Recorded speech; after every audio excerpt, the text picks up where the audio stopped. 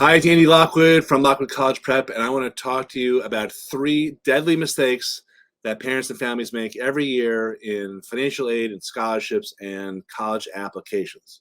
This is a catch-all short video where I'm going to cover a lot of stuff in a very short period of time. I hope you find this helpful. Number 1, not applying for financial aid at all.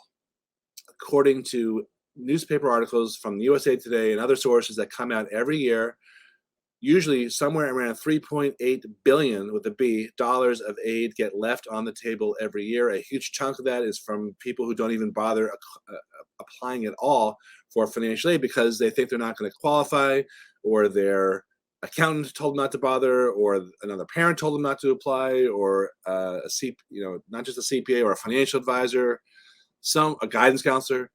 These people are not necessarily experts because financial aid is pretty complicated.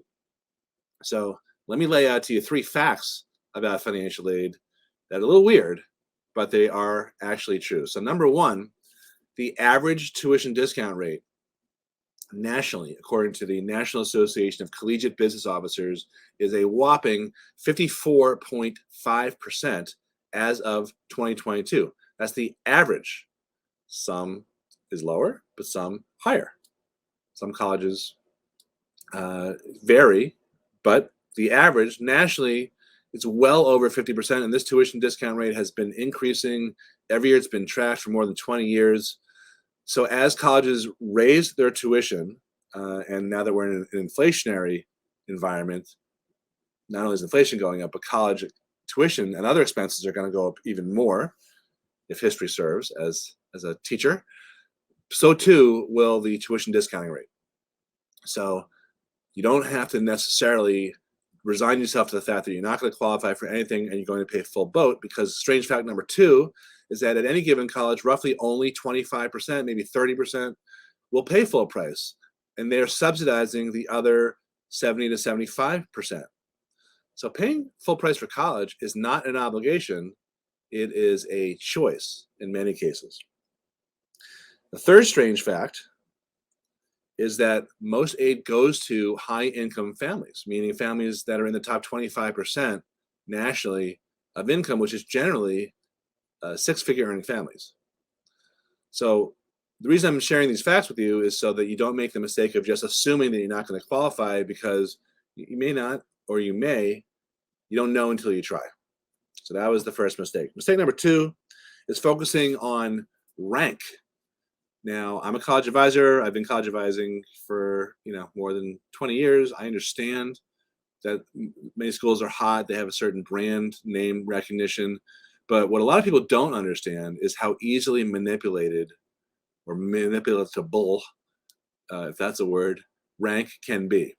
So, for example, schools like University of Miami, back when I was applying to college in the 80s, or Northeastern University, they would admit virtually anyone who applied.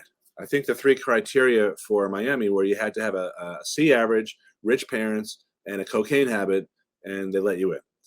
Being a little facetious, I don't mean to be offensive, but that's a fact-based joke. Northeastern University, I grew up right outside of Boston, they admitted 90% of the families of the kids that applied. It's basically where you went if you couldn't go to college. Now, each of these schools, Miami and Northeastern, are elite top schools where you really have to be near the top of your class with very good SAT or ACT scores to have a shot at getting in. How did this happen? A variety of reasons, but if you want to read a very short, interesting, not so short, interesting piece about how this happens, Google how Northeastern gamed the rankings. That's a very interesting piece in Boston Magazine, which described how the president of Northeastern brought that university from a very low-ranked school to a very high-ranked school. So the point is that rank is interesting, but it's easily manipulated, and I wouldn't only focus on highly ranked schools just because they are at the top of U.S. News and World Report or some other list. If you actually look at the criteria of U.S. News and how they rank schools, you won't find anything about college, about the quality of the college education. It's many other factors, none of which are about quality of education. All right, and the final mistake is being naive about the fact that even though they are nonprofit, colleges are businesses. So they're not necessarily going to help you get more money, even though there's flowery rhetoric all over their websites and other materials about how generous they are. You have to understand that they have their own agendas. Sometimes those agendas overlap yours and your child who's applying, but sometimes they don't. So to kids, you need to understand that you are in business for yourself. Even if you don't understand it, you are in business for yourself, because getting into college is much more about how you market yourself, and it is not a pure meritocracy. All you need to do is to look at the lawsuit against Harvard and North Carolina and a few other schools that, as I record this, is pending before the Supreme Court, that has to do with race-based admissions factors. Is it okay for college admissions officers to consider race as one of the criteria for admitting kids? So the bottom line is, when a kid applies to college, it doesn't have to be Harvard. It could be a Northeastern or a Miami or a Tulane or any competitive school. Chances are that there could be 30,000, 50,000. For Northeastern, there were 90,000 applications in 2022, substantially all of which looked roughly the same on paper. This vast sea of sameness. Most kids have A averages, in the mid 90s, because God knows there aren't any C averages anymore because of all the grade inflation. And most kids have pretty good scores on the SAT or the ACT, or maybe they didn't submit them. The point is that there's this ocean of applicants that look the same. And so what our kids need to understand is that they are in the business of promoting themselves. They are engaged in a marketing activity. Getting to college is not just about your grades and your scores. It's about not only how you present yourself and that body of work that you've created for your entire high school career, 9th grade forward, and the essays and the applications and all that, but it's also about your audience. What pond do you fish in? Where are you applying to school? How strategic is your college list? So those are my 3 mistakes. I hope you found them valuable and provocative.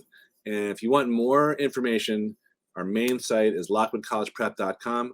I've also written a free report that I highly recommend you take a look at if you are concerned about being able to come up with all the money that you need for college. It's called How to Hide Your Money from the Financial Aid Office, legally and ethically. And that is available on our site, lockwoodcollegeprep.com/report. So check out our site. Please, if you haven't already, subscribe to this channel so you don't miss out on any other tips. Thanks for watching, and I hope you found this valuable. Bye-bye.